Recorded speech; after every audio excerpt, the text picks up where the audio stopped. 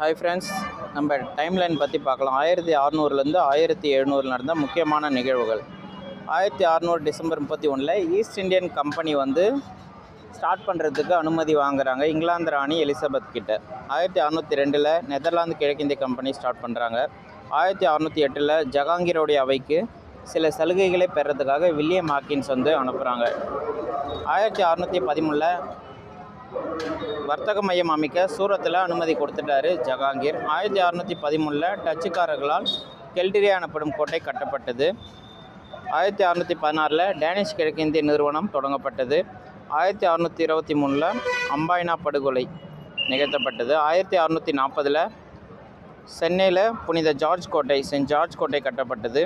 1664 French கிழக்கிந்திய company Colbert என்பவரால் ஆரம்பிக்கப்பட்டது. Thank you friends. இந்த மாதிரி நிறைய வீடியோ தெரியும்.